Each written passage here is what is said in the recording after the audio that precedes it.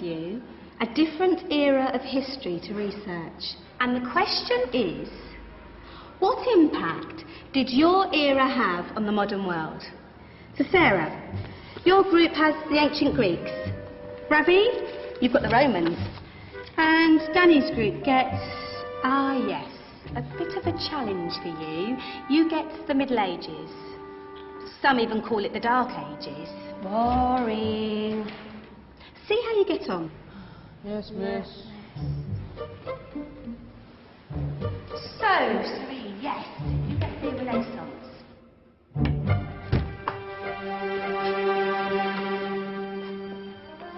Is that the librarian? I guess so. How are the Dark Ages going to have anything to do with us? Excuse me. Sorry to bother you. What do you want? We need to find out what impact the Dark Ages had on the modern world. Never was a period of history so poorly named. Don't touch. It's priceless. And I suppose someone's been filling your head with the usual nonsense, eh? 1,000 wasted years. A black hole in history, am I right? Yeah, sort of. You see, it's always the same. You assume it was all mud, disease, death and destruction, with marauding mobs of barbarians ripping down the good of former civilizations, burning and plundering as they went. Nothing of any worth invented either, eh? Oh, no, no, no. No, no, no. Go on, Beofrey. Sorry to bother you. Come on, it's probably not worth it. Everyone knows that the Greeks and Romans invented everything anyway. Oh, did they now? And you're sure about that, are you? You know, I might just have something for you. You seem to be up to the task. I suppose I could... Follow me. I've got just the book for you.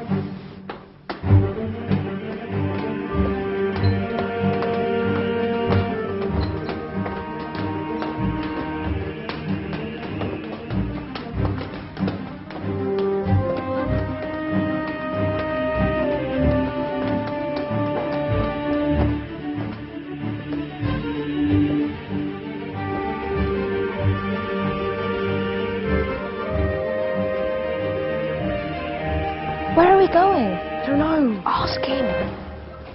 Excuse me. Where are we going? From darkness into light, my young friend. From ocean onto land. There are things you should know. Oh, yes, indeed. Yes, indeed.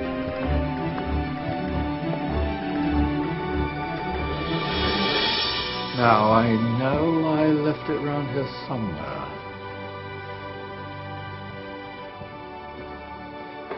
Ah,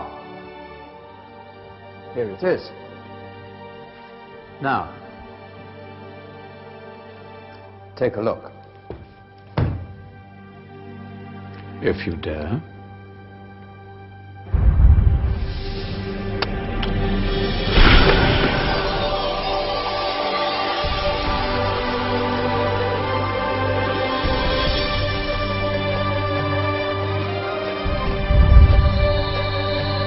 What's going on? Welcome to the Dark Ages, or as it should be known, the Golden Ages. Who are you? I am Al-Jazari, engineer and ingenious inventor. I thought you said this was the Dark Ages. It doesn't look very dark. That's because it's all a matter of perspective, my soon-to-be illuminated friend. Of course, there are parts of the world that weren't dark at all, but in a civilization that stretched from Spain to China, the golden rays of discovery and invention shone over everything. What civilization? The Muslim civilization, my young friend. Through scholars and scientists of various faiths, some of the most important discoveries known to man were made at this time. Discoveries that drew on knowledge of the ancients, but have more connections with your modern world than you could possibly ever imagine. Like what? Well, all sorts of things. I've got to get a picture of this.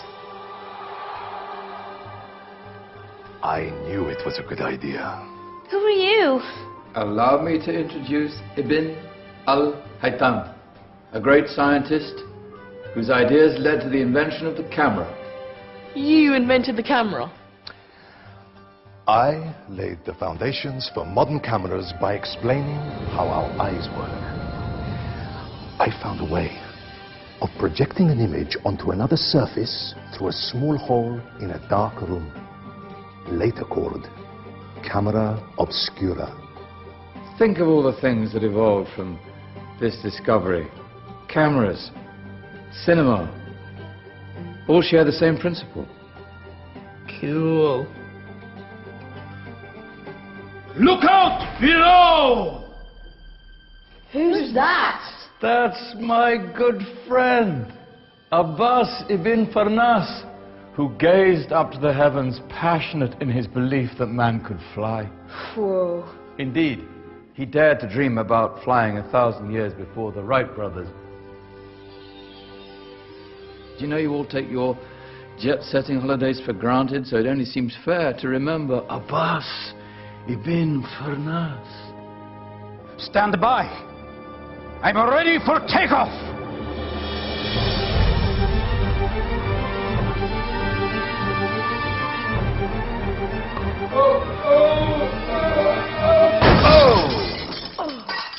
He did forget one thing, though. A tail, useful for landing. My back. Is there a doctor in the house? Did someone call? Ah, my old friend, why don't you introduce yourself to my young guests? I am Abul Qasim al-Zahrawi. Many call me the father of surgery. Did you actually do surgery back then? Of course we did. In fact, many of the surgical tools that I invented are still used in your modern hospitals. Excuse me, a patient needs my attention. Scalpel? I think I may need some stitches. In that case, I'll use catgut. Catgut? From the gut of animals. Perfect for stitching up internal wounds. Your surgeons are still using it today. Sorry, mustache.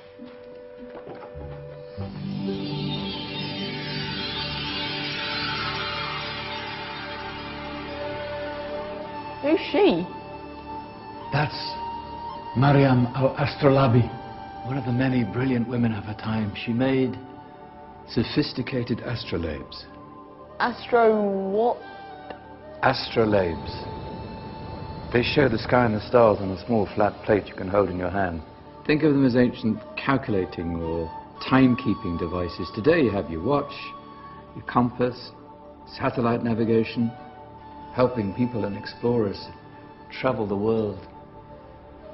Science at its brilliant best. And all these things were developed during the Golden Ages. No, that's just the tip of the iceberg. There were thousands of other inventions covering all areas of life, and in the years that followed, their influence spread across the whole of medieval Europe. So you see, it wasn't so dark after all. What about you? Me? What did you invent? Well, I don't want to be big-headed, but I made some groundbreaking advances in engineering. I suppose my most significant discovery converted rotary motion into linear motion using a crank and connecting rod. It's essential in pumps and engines. In fact, I've no idea how the Industrial Revolution could have happened hundreds of years later without such a device. Not that I ever get the credit I deserve. But my crowning glory was my amazing time-telling machine. My legendary elephant clock.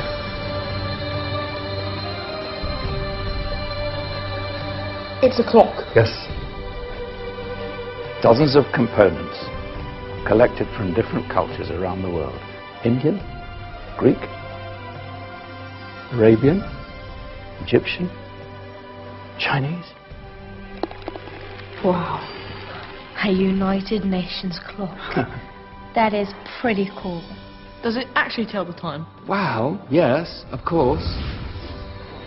If it wasn't for me, thousands of people would be late for everything. Speaking of time, we better get you back. And remember, Spread the word. This was a golden age, and I've only shown you a tiny part of this wondrous time. There are countless other scientists and inventions directly connected to your modern world. You're just going to have to find out for yourselves. Hey, wait!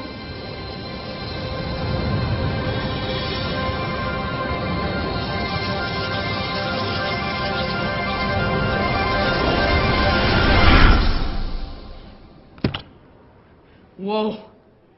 Did you? Yeah. That wasn't quite so boring. Come on, we're gonna be late.